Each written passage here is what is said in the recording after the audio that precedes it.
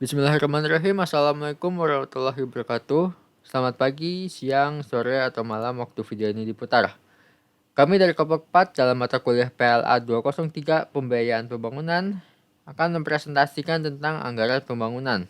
Kami beranggotakan 8 orang, diantaranya Dina Darmadi 24 2018 089, M. Dava Salman 24 2019 110, Inaya Hoirunisa 24 2020 002, Alivia Faunia Agustin 24 2020 022, Siti Kalula Putri 24 2020 024, Reza Rustamunab 24 2020 034, Reza Adriasya Praitno 24 2020 036, dan Habibi Mujahidin Muklis 24 2020 041. Berikut merupakan outline dari anggaran pembangunan yang akan kami sampaikan dalam presentasi kali ini. Yang pertama itu ada pengertian umum, fungsi, dan peran anggaran pembangunan. Yang kedua, pentingnya kebijakan pembangunan terkait anggaran pembangunan. Yang ketiga, fungsi utama anggaran pembangunan. Yang keempat, kebijakan fiskal. Kelima, tata cara distribusi kebijakan fiskal di Indonesia. Yang keenam, alur kebijakan fiskal nasional. Yang ketujuh, pelaksanaan kewenangan penganggaran.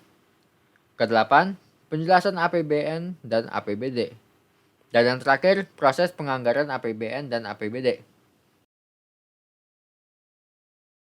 Masuk ke penjelasan mengenai anggaran pembangunan. Anggaran merupakan sebuah rencana yang disusun secara sistematis dalam bentuk angka untuk jangka waktu tertentu. Pembangunan merupakan kegiatan yang dibuat oleh pemerintah yang peruntukan bagi masyarakat untuk menunjang pencapaian kesejahteraan sosial, tujuan ekonomi sosial, demografi politik. Maka dapat disimpulkan bahwa anggaran pembangunan merupakan suatu proses rencana keuangan yang bertujuan untuk mencapai kesejahteraan masyarakat dengan berfokus pada pengefektifan dan pengalokasian kebutuhan yang sesuai dengan kebutuhan masyarakat. Masuk mengenai fungsi dari anggaran pembangunan, menurut Arif dan kawan-kawan 2002 dalam Mulyani dan kawan-kawan 2018 menyatakan bahwa di Indonesia sendiri anggaran diatur pada pasal 23 ayat 1 Undang-Undang 1945 serta diimplementasikan kepada Undang-Undang APBN setiap tahun. Berdasarkan Mardiasmo 2009, anggaran pembangunan berfungsi sebagai berikut. Yang pertama, anggaran sebagai alat perencanaan. Anggaran adalah alat perencanaan manajemen untuk mencapai tujuan organisasi. Anggaran ini dirancang untuk merencanakan tindakan apa yang akan dilakukan oleh pemerintah, beberapa biaya yang diperlukan, dan beberapa akibat yang diperoleh. Yang kedua, anggaran sebagai alat pengendali. Anggaran merupakan penghubung proses perencanaan serta proses pengendalian. Sebagai alat pengendalian, anggaran memuat pendapatan dan pengeluaran pemerintah, sehingga nantinya dapat dipertanggungjawabkan dengan bijak. Dengan adanya anggaran, pemerintah dapat mengendalikan pengeluaran yang tidak diperlukan. Yang ketiga, anggaran sebagai alat kebijakan fiskal.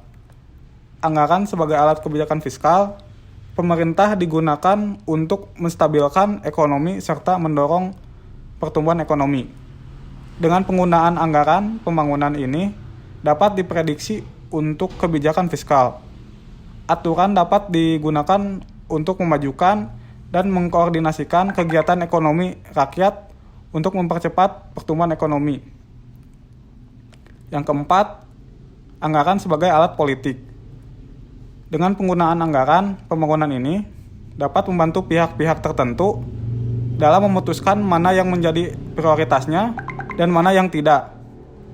Anggaran ini mengacu pada perangkat kebijakan sebagai bentuk komitmen, penegakan, dan kekuasaan legislatif.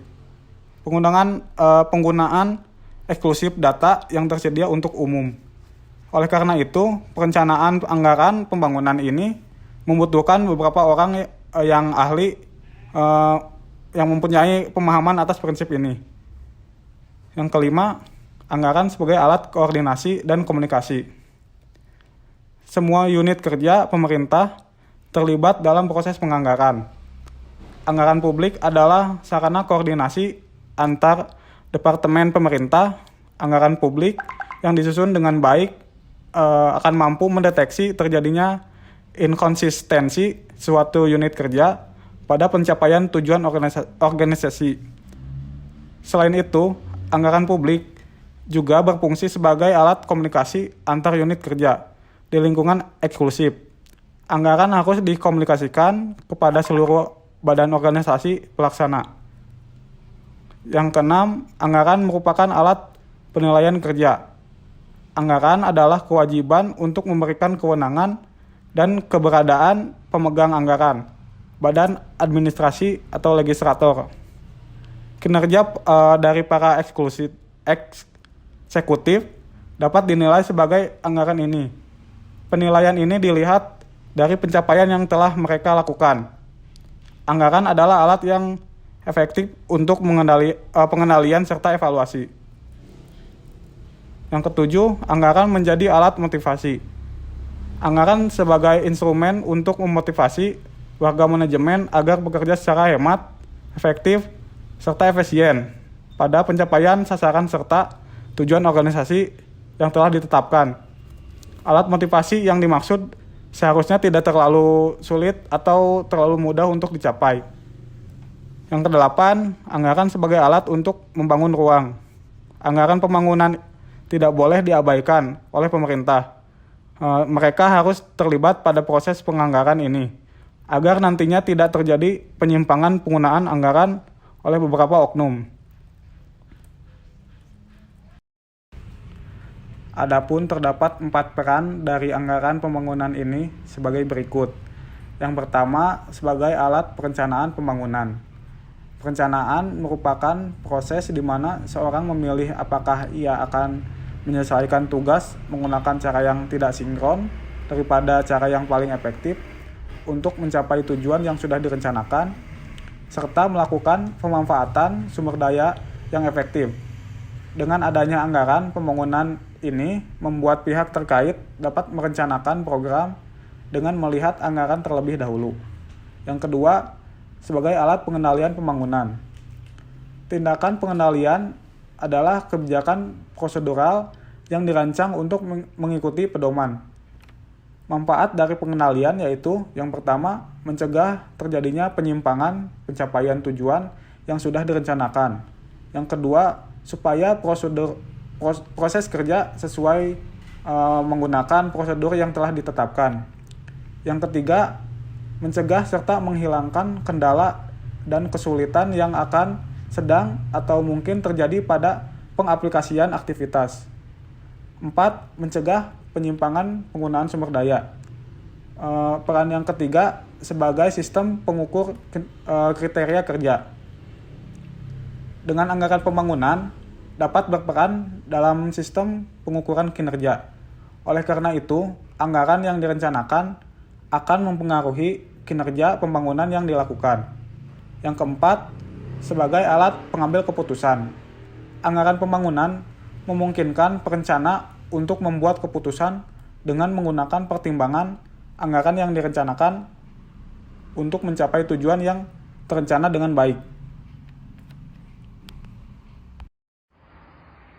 Selanjutnya, ada pentingnya kebijakan pembangunan terkait anggaran pembangunan yang akan dibacakan oleh saya, Olivia Funi Agustin dengan NRP 24 2020-022.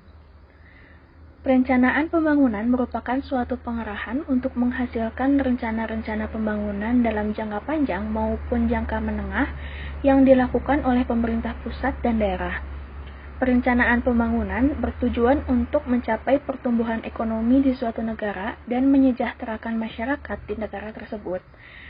Anggaran pembangunan menjadi salah satu faktor penting karena suatu proyek tidak akan berjalan jika tidak ada biaya. Besaran anggaran yang dibutuhkan untuk pembangunan lebih besar daripada anggaran selain pembangunan. Namun, pembangunan dinilai dapat meningkatkan perekonomian di suatu negara dengan cepat.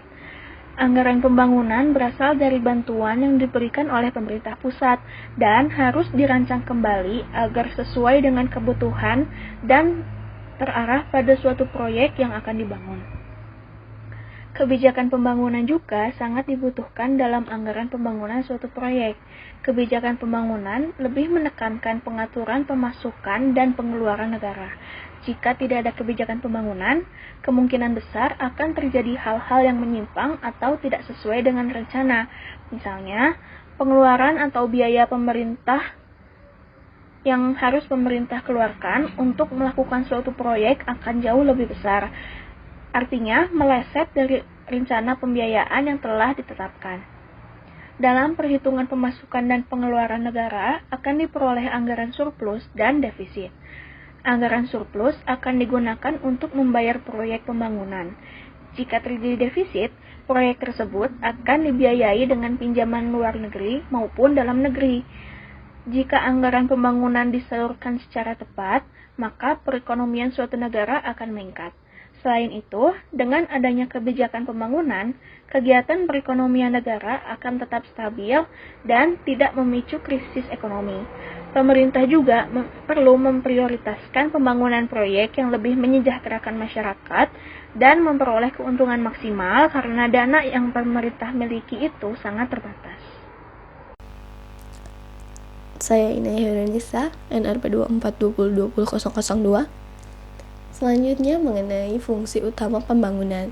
Berdasarkan Undang-Undang Nomor 17 Tahun 2003 tentang Keuangan Negara Pasal 3 Ayat 4, anggaran mempunyai 6 fungsi, yaitu fungsi otorisasi, perencanaan, pengawasan, alokasi, distribusi, dan stabilisasi. Adapun fungsi utamanya yaitu fungsi alokasi, distribusi, dan stabilisasi. Yang pertama mengenai fungsi alokasi. Pada fungsi alokasi, pemerintah melakukan intervensi terhadap perekonomian dalam mengalokasikan sumber daya ekonominya. Anggaran negara harus diarahkan untuk mengurangi pengangguran dan pemborosan sumber daya serta meningkatkan efisiensi dan efektivitas perekonomian. Dengan fungsi alokasi, maka anggaran terutama sisi pengeluaran ditujukan untuk sektor-sektor pembangunan. Pengalokasian ini mencakup sektor individu dan sektor publik. Pemerintah harus memperhatikan kebutuhan asasi atau basic needs setiap individu seperti kebutuhan pokok maupun kebutuhan-kebutuhan lainnya seperti pendidikan dan kesehatan. Selain itu, perlu juga diperhatikan mengenai kebutuhan sektor umum atau public sector dengan menyediakan fasilitas-fasilitas umum seperti jalan raya, jembatan, bahkan keamanan dan pertahanan. Pada fungsi alokasi, intervensi pemerintah dapat dilakukan dengan cara langsung ataupun secara tidak langsung. Secara langsung yaitu dengan memberi barang seperti barang-barang yang dibutuhkan untuk pertahanan dan pendidikan, dan secara tidak langsung yaitu melalui berbagai pajak dan subsidi-subsidi yang dapat mendorong berbagai aktivitas. Yang kedua, fungsi distribusi. Fungsi distribusi ini berkaitan dengan komponen pengeluaran dalam anggaran. Mempunyai dimensi pemerataan baik secara langsung maupun secara tidak langsung dengan efisien.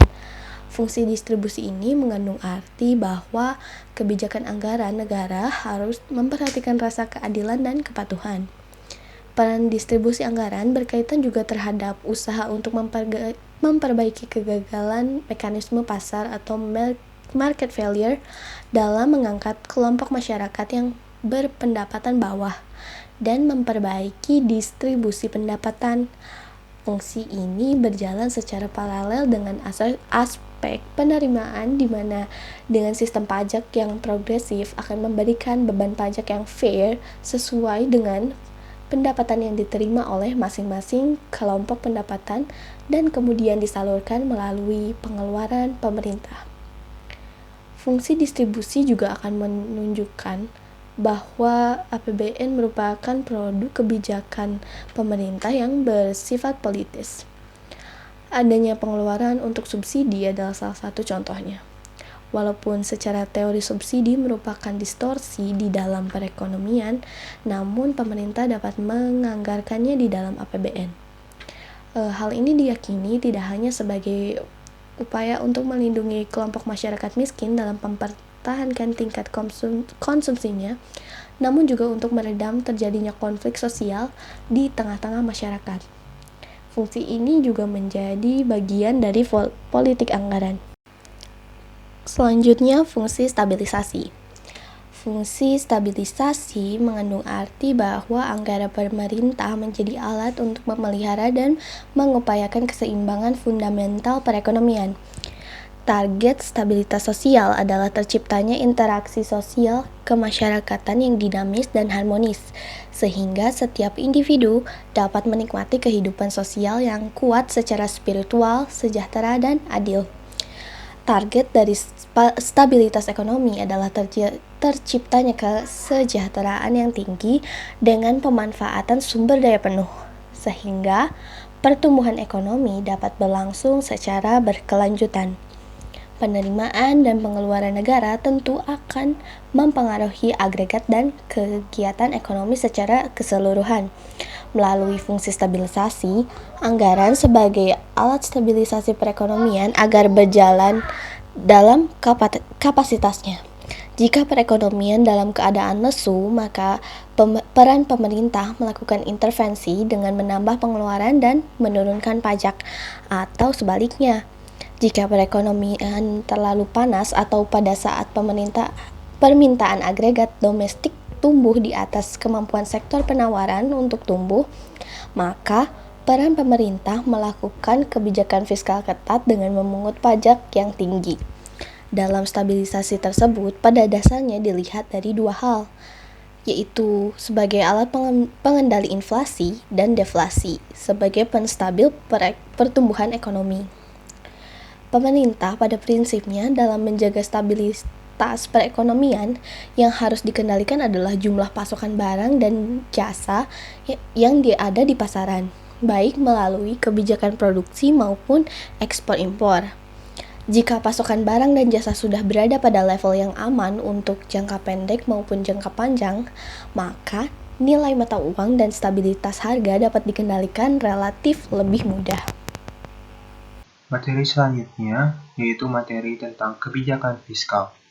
Sebelumnya izin memperkenalkan diri, nama saya Habibie Mujahidin Mukli Sudrajat dengan NRP 242020041. Pertama, yaitu materi mengenai pengertian kebijakan fiskal. Menurut Kamus Besar Bahasa Indonesia, fiskal berkenaan dengan urusan pajak atau pendapatan negara. Kata fiskal itu sendiri berasal dari bahasa Latin, yaitu fiscus, yang merupakan nama dari seseorang yang memegang kekuasaan atas keuangan pada zaman Romawi kuno. Selain itu, dalam bahasa Inggris, fiskal disebut dengan fisc, yang berarti pengaturan keluar masuknya uang yang ada dalam kerajaan. Adapun definisi kebijakan fiskal menurut para ahli diantaranya, yang pertama yaitu menurut Mankiw, kebijakan fiskal adalah kebijakan ekonomi yang digunakan pemerintah untuk mengelola atau mengarahkan perekonomian menuju kondisi yang lebih baik atau diinginkan dengan cara mengubah penerimaan dan belanja pemerintah. Perubahan ke arah yang lebih baik ini ditunjukkan dengan adanya pertumbuhan ekonomi dan kesejahteraan masyarakat. Selain itu, ada menurut Samuelson dan Nordhaus. Mereka menyatakan bahwa kebijakan fiskal merupakan proses pembentukan perpajakan dan pengeluaran masyarakat dalam upaya menekan fluktuasi siklus bisnis dan ikut berperan dalam menjaga pertumbuhan ekonomi, penggunaan tenaga kerja yang tinggi, dan bebas dari laju inflasi yang tinggi dan berubah-ubah. Jadi, dapat disimpulkan bahwa kebijakan fiskal itu adalah kebijakan yang digunakan pemerintah yang berkaitan dengan pendapatan dan pengeluaran negara dengan tujuan agar tercapainya pembangunan nasional. Saya, Siti Kalula Putri, NRP 24/2020-024, akan menjelaskan tata cara distribusi kebijakan fiskal di Indonesia. Tujuan kebijakan fiskal yang paling utama adalah menciptakan kestabilan ekonomi dalam sebuah negara.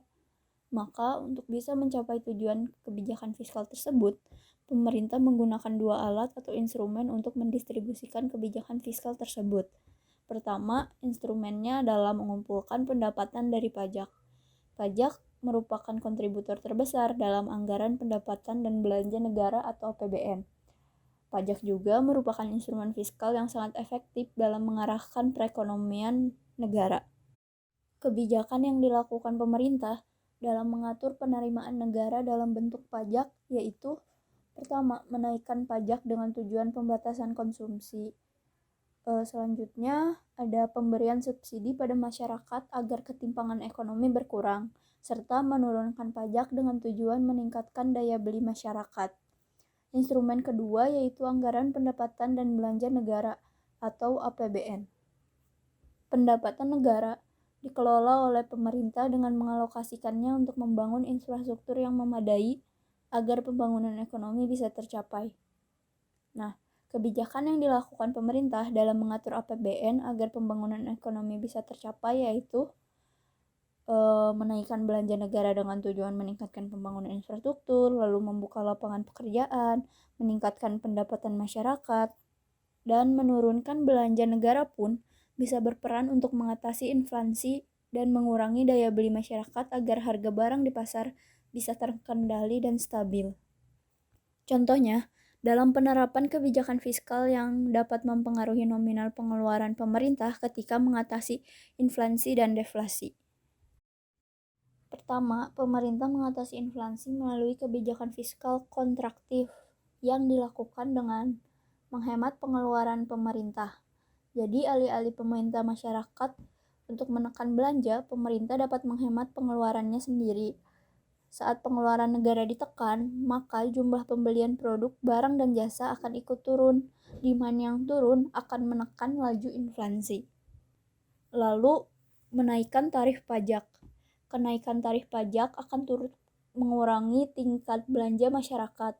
Hasilnya, peredaran uang di tengah masyarakat berkurang dan harga barang berangsur-angsur kembali ke kondisi normal. Lalu, mengatasi deflasi melalui kebijakan fiskal ekspansif yang dilakukan dengan pertama, menurunkan pajak sehingga ketika pajak diturunkan, daya beli masyarakat akan meningkat. Lalu, menaikkan pengeluaran pemerintah, misalnya pengadaan infrastruktur atau lainnya, dengan belanja negara yang semakin menambah. Diasumsikan kesempatan kerja semakin terbuka lebar, sehingga pendapatan masyarakat akan bertambah. Hal ini akan merangsang pertumbuhan ekonomi. Perkenalkan, nama saya Dinan Darmadi, NRP 24 2018 089. Selanjutnya di sini saya akan membahas tentang alur kebijakan fiskal. Nah, berikut adalah contoh alur kebijakan fiskal. Salah satu kebijakan ekonomi yang dilakukan oleh pemerintah adalah kebijakan fiskal, di mana kebijakan ini merupakan sebuah kebijakan yang dilakukan dengan cara pengelolaan APBN. Fungsi kebijakan fiskal meliputi fungsi alokasi, distribusi, dan stabilisasi.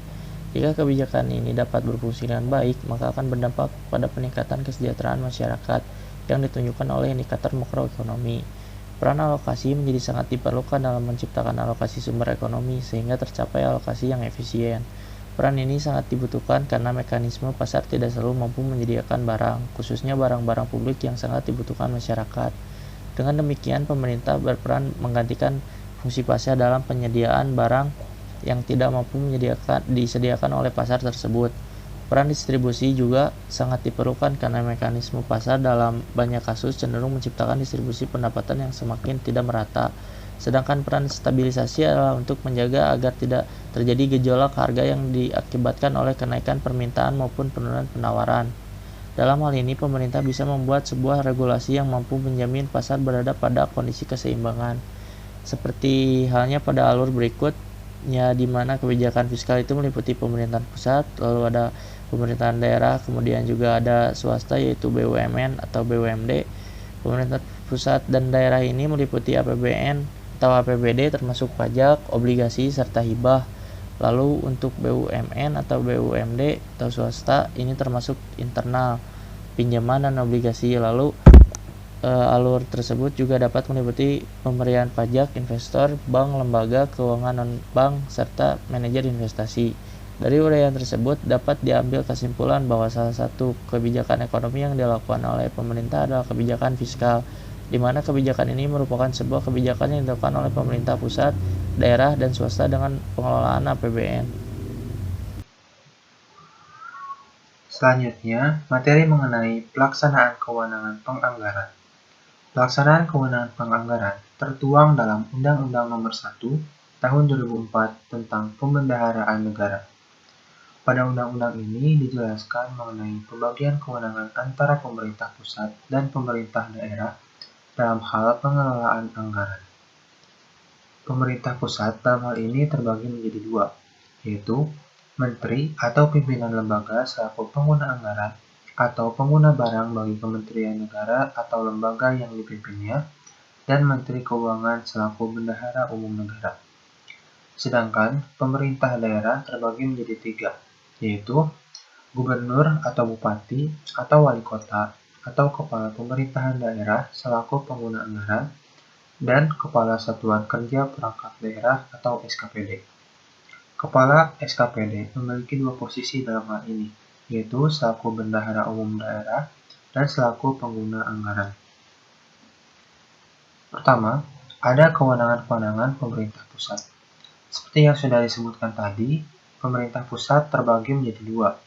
Pertama, menteri atau pimpinan lembaga selaku pengguna anggaran atau pengguna barang bagi kementerian negara atau lembaga yang dipimpinnya tertuang dalam Pasal 4 Ayat 2 Undang-Undang Nomor 1 Tahun 2004. Kewenangan-kewenangannya dalam hal penganggaran diantaranya: yang pertama yaitu ada menyusun dokumen pelaksanaan anggaran, yang kedua menunjuk kuasa pengguna anggaran atau pengguna barang, yang ketiga menetapkan pejabat yang bertugas melakukan pemungutan penerimaan negara, yang keempat menetapkan pejabat yang bertugas melakukan pengelolaan utang dan piutang, yang kelima melakukan tindakan yang mengakibatkan pengeluaran anggaran belanja, yang keenam menetapkan pejabat yang bertugas melakukan pengujian dan perintah pembayaran, yang ketujuh menggunakan barang milik negara, yang kedelapan menetapkan pejabat yang bertugas melakukan pengelolaan barang milik negara,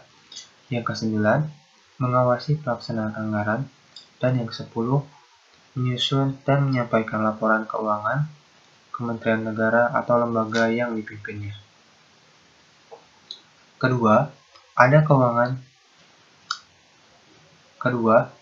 kewenangan Menteri Keuangan selaku Bendahara Umum Negara, tertuang dalam Pasal 7 Ayat 2 Undang-Undang Nomor 1 Tahun 2004. Kewenangan-kewenangannya dalam hal penganggaran diantaranya: yang pertama, yaitu menetapkan kebijakan dan pedoman pelaksanaan anggaran negara. Yang kedua, mengesahkan dokumen pelaksanaan anggaran. Yang ketiga, melakukan pengendalian pelaksanaan anggaran negara. Yang keempat, menetapkan sistem penerimaan dan pengeluaran kas negara. Yang kelima, menunjuk bank dan atau lembaga keuangan lainnya dalam rangka pelaksanaan penerimaan dan pengeluaran anggaran negara. Yang keenam, mengusahakan dan mengatur dana yang diperlukan dalam pelaksanaan anggaran negara. Yang ketujuh, menyimpan uang negara. Yang kedelapan, menempatkan uang negara dan mengelola atau menata usahakan investasi. Yang kesembilan, melakukan pembayaran berdasarkan permintaan pejabat pengguna anggaran atas beban rekening kas umum negara. Yang kesepuluh, melakukan pinjaman dan memberikan jaminan atas nama pemerintah. Yang ke-11, memberikan pinjaman atas nama pemerintah. Yang ke-12, melakukan pengelolaan utang dan piutang negara. Yang ke-13, mengajukan rancangan peraturan pemerintah tentang standar akuntansi pemerintahan. Yang ke-14, melakukan penagihan piutang negara. Yang ke-15, menetapkan sistem akuntansi dan pelaporan keuangan negara. Yang ke-16, menyajikan informasi keuangan negara. Yang ke-17, menetapkan kebijakan dan pedoman pengelolaan serta penghapusan barang milik negara. Dan yang ke-18, menentukan nilai tukar mata uang asing terhadap rupiah dalam rangka pembayaran pajak. Selanjutnya, ada kewenangan-kewenangan pemerintah daerah. Pemerintah daerah terbagi menjadi 3 pemerintahan. Yang pertama, ada kepala daerah atau pengguna anggaran. Yang kedua, ada kepala SKPD atau satuan kerja perangkat daerah selaku pengguna anggaran. Dan yang ketiga, ada kepala SKPD selaku bendahara umum daerah. Yang pertama, saya akan menjelaskan kewenangan kepala daerah selaku pengguna anggaran yang terdapat pada pasal 5 ayat 1 yang berbunyi, Gubernur atau Bupati atau Wali Kota selaku kepala pemerintahan daerah berwenang menetapkan kebijakan tentang pelaksanaan APBD, menetapkan kuasa penggunaan anggaran dan bendahara penerimaan dan atau bendahara pengeluaran, menetapkan pejabat yang bertugas melakukan pemungutan penerimaan daerah, menetapkan pejabat yang bertugas melakukan pengelolaan utang dan piutang daerah, menetapkan pejabat yang bertugas melakukan pengelolaan barang milik daerah, dan menetapkan pejabat yang bertugas melakukan pengujian atas tagihan dan memerintahkan pembayaran. Yang kedua, ada kewenangan Kepala SKPD selaku pengguna anggaran yang terdapat pada pasal 6 ayat 2 yang berbunyi, Kepala Satuan Kerja Perangkat Daerah dalam melaksanakan tugasnya selaku pejabat pengguna anggaran atau pengguna barang Satuan Kerja Perangkat Daerah yang dipimpinnya berwenang menyusun dokumen pelaksanaan anggaran, melakukan tindakan yang mengakibatkan pengeluaran atas beban anggaran belanja, melakukan pengujian atas tagihan dan memerintahkan pembayaran, melaksanakan pemungutan penerimaan bukan pajak, mengelola utang dan piutang, menggunakan barang milik daerah, mengawasi pelaksanaan anggaran, dan menyusun dan menyampaikan laporan keuangan. Lalu yang terakhir ada kewenangan Kepala SKPD selaku Bendahara Umum Daerah yang terdapat pada pasal 9 ayat 2 yang berbunyi, Kepala Satuan Kerja Pengelola Keuangan Daerah selaku Bendahara Umum Daerah berwenang menyiapkan kebijakan dan pedoman pelaksanaan APBD, mengesahkan dokumen pelaksanaan anggaran, melakukan pengendalian pelaksanaan APBD, memberikan petunjuk teknis pelaksanaan sistem penerimaan dan pengeluaran kas daerah, melaksanakan pemungutan pajak daerah, memantau pelaksanaan penerimaan dan pengeluaran APBD oleh bank dan atau lembaga keuangan lainnya yang telah ditunjuk, mengusahakan dan mengatur dana yang diperlukan dalam pelaksanaan APBD, menyimpan uang daerah, melaksanakan penempatan uang daerah dan mengelola atau menata usahakan investasi, melakukan pembayaran berdasarkan permintaan pejabat pengguna anggaran atas beban rekening kas umum daerah, menyiapkan pelaksanaan pinjaman dan pemberian jaminan atas nama pemerintah daerah, menetapkan pemberian pinjaman atas nama pemerintah daerah, melakukan pengelolaan utang dan piutang daerah, melakukan penagihan piutang daerah, melaksanakan sistem akuntansi dan pelaporan keuangan daerah, menyajikan informasi keuangan daerah, dan melaksanakan kebijakan dan pedoman pengelolaan serta penghapusan barang milik daerah. Baik, materi berikutnya ialah APBN dan APBD. APBN atau Anggaran Pendapatan dan Belanja Negara merupakan rencana kerja pemerintah negara dalam rangka meningkatkan hasil-hasil pembangunan secara berkesinambungan serta melaksanakan desentralisasi fiskal. Apa sih tujuan dari APBN ini? Tujuan itu adalah untuk sebagai pedoman penerimaan dan pengeluaran negara dalam melaksanakan kegiatan kenegaraan untuk meningkatkan produksi dan kesempatan kerja dalam rangka meningkatkan pertumbuhan ekonomi dan kemakmuran bagi masyarakat. Kemudian untuk fungsinya sendiri, APBN itu adalah anggaran atau mungkin alat akuntabilitas manajemen dan kebijakan ekonomi. Sebagai instrumen kebijakan ekonomi, anggaran berfungsi untuk mewujudkan pertumbuhan dan stabilitas perekonomian serta pemerataan pendapatan dalam rangka mencapai tujuan bernegara. Sehingga APBN melaksanakan beberapa fungsi. Di antara yang pertama itu otorisasi, yaitu mengandung arti bahwa anggaran negara menjadi dasar untuk melaksanakan pendapatan dan belanja pada tahun yang bersangkutan. Yang kedua itu adalah fungsi perencanaan, yang dapat diartikan bahwa anggaran negara menjadi pedoman bagi manajemen dan merencanakan kegiatan pada tahun yang bersangkutan. Kemudian yang ketiga itu ada fungsi pengawasan, yaitu anggaran negara menjadi pedoman untuk menilai apakah kegiatan penyelenggaraan pemerintahan sesuai dengan ketentuan yang telah ditetapkan. Kemudian yang keempat itu ada fungsi alokasi, yaitu anggaran negara itu harus diarahkan untuk mengurangi pengangguran dan pemborosan sumber daya, serta meningkatkan efisiensi dan efektivitas perekonomian. Yang kelima itu ada fungsi distribusi, yaitu kebijakan anggaran negara harus memperhatikan rasa keadilan dan kepatuhan. Dan yang terakhir yaitu fungsi stabilisasi, yaitu anggaran pemerintah menjadi alat untuk memelihara dan mengupayakan keseimbangan fundamental perekonomian. Nah, untuk landasan hukum sendiri APBN itu ada pada Undang-Undang Dasar 1945 Pasal 23 Ayat 1 dan Undang-Undang Nomor 17 Tahun 2003 tentang Keuangan Negara. Nah, kemudian penerimaannya itu dapat dari mana sih APBN itu? Secara garis besar, APBN itu terdiri dari 5 komponen utama, yaitu pendapatan negara, hibah, belanja negara, keseimbangan primer, surplus atau defisit anggaran, dan pembiayaan.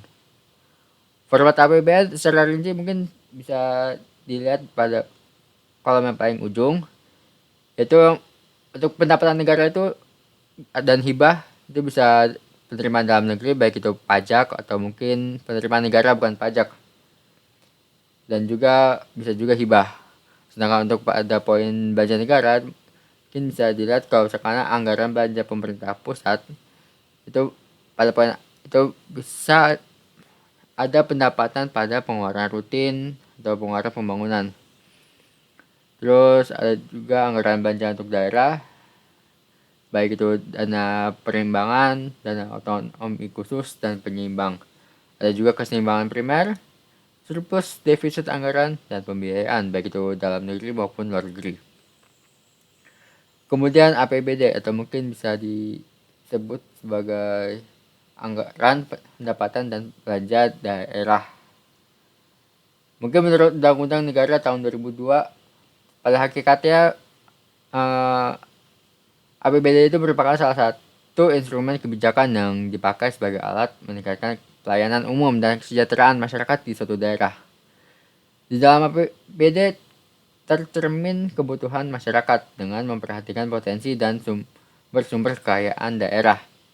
Sedangkan menurut Halim tahun 2004, anggaran pendapatan dan belanja daerah atau APBD merupakan suatu anggaran daerah yang memiliki unsur-unsur sebagai berikut, yaitu rencana kegiatan suatu daerah, beserta uraian secara rinci adanya sumber penerimaan yang merupakan target minimal untuk menutupi biaya-biaya yang sehubungan dengan aktivitas-aktivitas tersebut.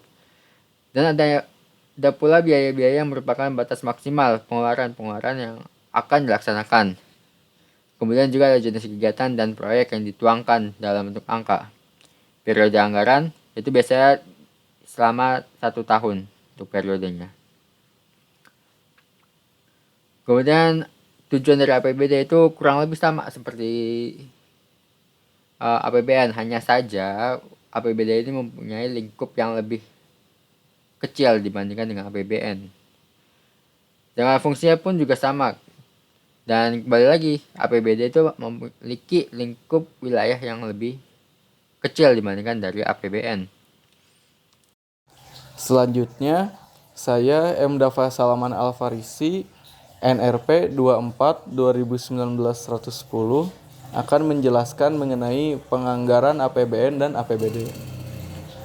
Proses penganggaran APBN yang pertama diawali rancangan pendapatan dan belanja negara yang disusun oleh Presiden atau pemerintah pusat. Kemudian RAPBN diajukan kepada Dewan Perwakilan Rakyat atau DPR untuk dibahas. Apabila diterima, akan disahkan melalui undang-undang menjadi APBN. Kemudian, APBN akan dikembalikan lagi ke pemerintah untuk dilaksanakan. Namun, jika ditolak, maka opsi yang dapat dilakukan adalah menggunakan APBN tahun lalu. Kemudian, untuk kasus APBD, mekanismenya juga sama. Hanya saja yang membedakan adalah yang merancang disusun oleh pemerintah daerah, bisa gubernur, bupati, wali kota, dan diajukannya kepada Dewan Perwakilan Rakyat Daerah, dan disahkan melalui peraturan daerah. Terima kasih. Baik, demikian presentasi yang dapat kami sampaikan. Mohon maaf sebelumnya apabila terdapat kesalahan baik tutur kata maupun perbuatan. Terima kasih telah menyaksikan sampai akhir. Sekian, wabillahi taufiq wal hidayah. Wassalamualaikum warahmatullahi wabarakatuh.